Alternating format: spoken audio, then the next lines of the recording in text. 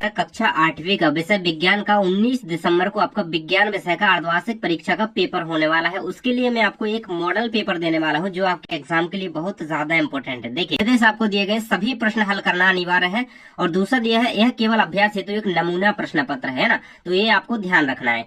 चलिए आपका आ जाता है यहाँ पे अगले क्वेश्चन। देखिए यहाँ से हमारे क्वेश्चन जो है स्टार्ट हो जाते हैं। सबसे पहला आपका दिया गया बहुविकल्पीय रूप में क्वेश्चन। देखिए वही आपका सब कुछ रहने वाला, 2.5 घंटे का आपको वही समय मिलेगा और पूर्णांक आपका 60 नंबर है। और जिस भी बच्चे को भैया अच्छे नंबर चाहिए तो वीडियो पूरा एक बार देख लेना। मैं बार बार कह रहा हूँ कि वीडियो देखना क्योंकि क्वेश्चन आपके कवर होंगे। देखिए सबसे पहले निर्देश आपके दिए गए, प्रत्येक प्रश्न के लिए 4 विकल्प दिए गए हैं। सही विकल्प चुनकर अपनी उत्तर पुस्तिका में लिखिए। आपको जो अच्छी आंसर शीट मिलती है ना उसमें आप किस तरीके से भैया आंसर लिखोगे मैं आपको बताऊंगा कि कैसे लिखना है, ताकि एक एक नंबर आपका मिले, आपको एक एक नंबर मिले, बिल्कुल भी नंबर नहीं कटे, है ना। एक नंबर के हमारे यहाँ से क्वेश्चन स्टार्ट हो जाते हैं, देख सकते हैं आप, है ना। देखिए फर्स्ट नंबर का क्वेश्चन आपका दिया गया, अक्षय प्राकृतिक संसाधन। अक्षय का मतलब क्या होता है भैया? अक्षय मतलब होता है, मतलब कह लो अनलिमिटेड एक तरीके से, है ना, जो खत्म नहीं होता। क्या खनिज? खनिज तो भाई खत्म हो जाएंगे। सूर्य का प्रकाश, हाँ यार यही अनलिमिटेड चीज है, इसके लिए आपको ना पैसे देना है और एक प्रकार से प्राकृतिक भी है और ये क्या अक्षय है जो खत्म नहीं हो सकता। कोयला भी खत्म हो जाएगा, पेट्रोल तो अरे यार कितनी पेट्रोल की तंगी पड़ी हुई है। ये रहेगा आपका इसका आंसर सूर्य का प्रकाश। देखिए मैं यहाँ पे आंसर भी आपका लिखते जाऊंगा साथ में ताकि आप लोग इसे याद कर सकें आसानी से, है ना। अपने प्रिय मित्र के साथ वीडियो को भेज देना, जो आपका खास दोस्त है ना, केवल उसी को वीडियो को भेज दो और किसी को नहीं भेजना यार, क्योंकि अपने दोस्त को भेजना जरूरी होता है ना। वो बोलेगा यार तूने भेजा है या नहीं यार, तैयारी नहीं करवाई। अगला क्वेश्चन है आपका सेकंड नंबर है, एड्स किसी संक्रमित व्यक्ति से दूसरे स्वस्थ व्यक्ति में किसके जरिए फैल सकता है?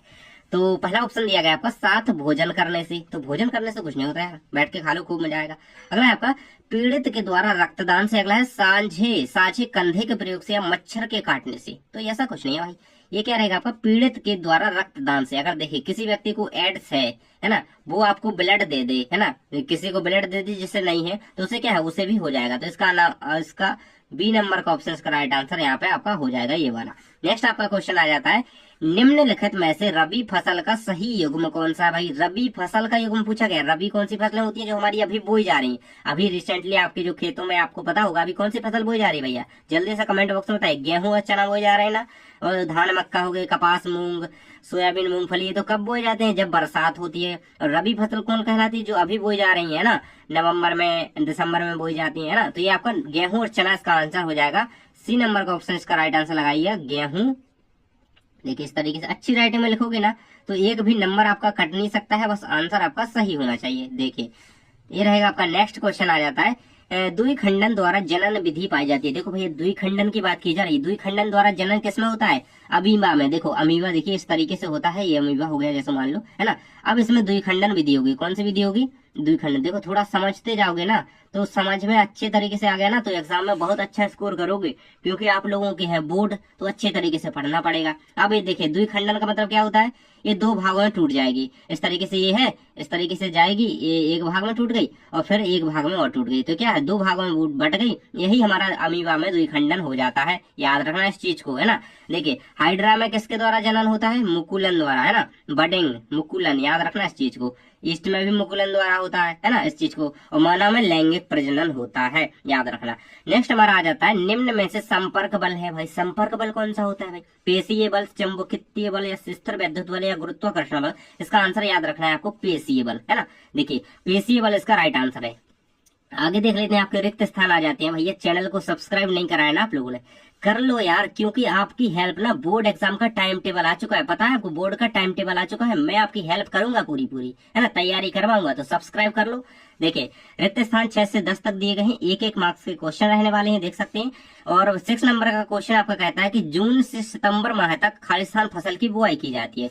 तो आप सभी को पता होगा कि खरीफ की फसल, अभी मैंने बताया यहाँ पे, ये धान मक्का की अभी जो रबी की हो रही है, अभी खरीफ की भाई, तो खरीफ की जून माह में होती है जब बरसात के टाइम पे, अभी मैंने कहा था ना। खरीफ यहाँ पे उत्तर में लिख देना इस तरीके से, बढ़िया अच्छी राइटिंग लिखना है यार मेरे दोस्त। अगला है आपका, डेंगू के वायरस का वाहक खालिस्तान मच्छर है, तो कौन सा? मादा डेंगू का पूछा गया, सॉरी, यहाँ वो उस और की जगह होता है, एडीज मच्छर है इसका, क्या है? एडीज, है ना, वाहक एडीज मच्छर। इसका आंसर आपको क्या रखना है? एडीज। चैनल को सब्सक्राइब कर लिया है आपका। अगला है एलपीजी का पूरा नाम। भाई 8 number, very very most important, subscribe कर लो जल्दी से। देखिए एलपीजी का पूरा नाम होता है लिक्विड पेट्रोलियम गैस। देखिए किस तरीके से लिखना है, लिक्विड पेट्रोलियम गैस।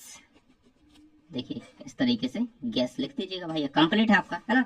एलपीजी इसे कहते हैं, इस तरीके से एलपीजी इसका जो है शॉर्ट फॉर्म होता है, इसको याद रखना। नेक्स्ट हमारा, अलैंगिक जनन में केवल खालिस्तान जनक शामिल होता है, तो क्या अलैंगिक में केवल एक जनक शामिल होता है, कौन, एक जनक। इसका आंसर इस तरीके से आप एक भी लिख सकते हो, है ना। तो यहाँ पर होता है हमारे 9 तक कंप्लीट। चलिए आगे के क्वेश्चन आपको दिखा देता हूँ, उससे पहले चैनल को सब्सक्राइब जरूर से कर लेना। देखिए 10 नंबर का प्रश्न कहता है, किसी वस्तु पर लगने वाले धक्के या खिंचाव को क्या कहते हैं भाई, सभी को पता है, बल कहते हैं, है ना।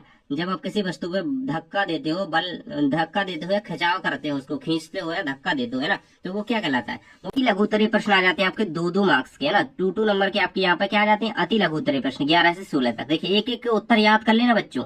देखिए 11 नंबर का प्रश्न है आपका, खरपतवार से आप क्या समझते हैं, ये फसलों को किस प्रकार से हानि पहुंचाते हैं।